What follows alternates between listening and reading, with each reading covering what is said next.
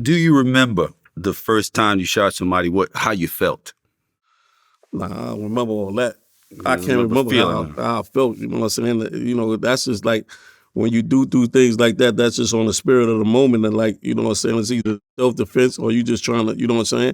It's something that need to be done. Right. But as far as like having a feeling, I can't tell you a feeling on nothing that I ever did. You know what I'm saying? Because like I said, a lot of times you don't be in that state of mind where you thinking about a feeling or you gonna remember a feeling. You know? Yes, sir.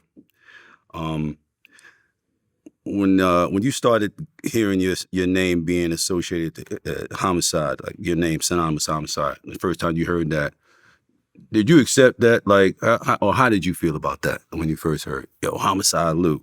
I'm not gonna say I accept it or you know what I'm trying to say or I try to live up to that name. You know, a lot of names is given now. A lot of names is given by people now by themselves. You know what I'm saying? Sometimes, you know, back then, you know, we go on first and last names, you know what I'm saying, from school or whatever. You know what I'm trying to say? That's what you know a person by or whatever nickname is given, they given for a reason. But at the same time, what I'm trying to say is that I never lived up to that name, and a lot of people, I don't even appreciate people calling me that my name. But at the same time, like I'm a product of that era. You know what I'm trying to say? And I was just doing what, you know what I'm trying to say, what the streets, you know what I'm saying, taught me to do. You know what I'm saying? You got to remember, I went away at an early age, so I ain't never get the privilege of, you know what I'm saying, you know what I'm saying, schools and growing up like you know others that came before me, but it could have been alhamdulillah. Allah had this in plan for me because a lot of them not here. So the things that I went through, it taught me to be the person that I am now. So a lot of things, like I say, I grew up on my brother. Was a lot of learning there, but I also learned a lot of stuff when I went to prison. You know what I'm saying? And I came home and I just put all that together, and that's just made me the person I am now. You know? Indeed. I'm gonna read some of the information that I came across in studying for your situation. On October 27, 1994, Charles Leon Brown, along with 3 others, was arrested and charged with multiple drug offenses.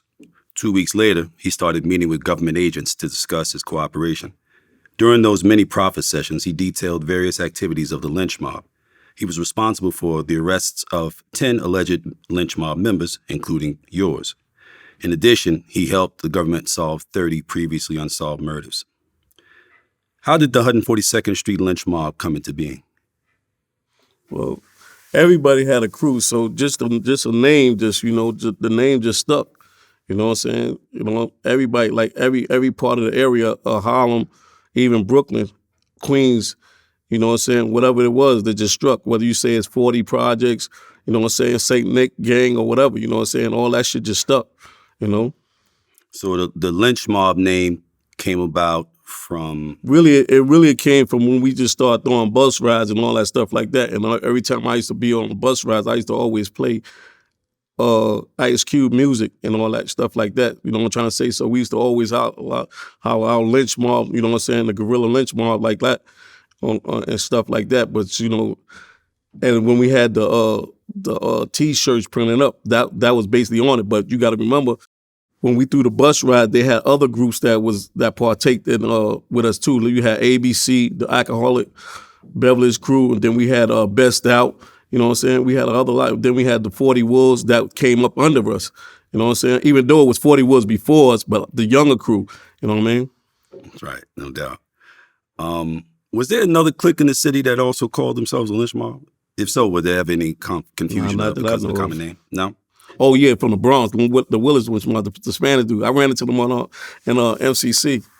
Yeah, cool couple of Spanish brothers up there. Yeah, they got strong reputation, man. Stand-up dudes on both sides of the fence. Yeah.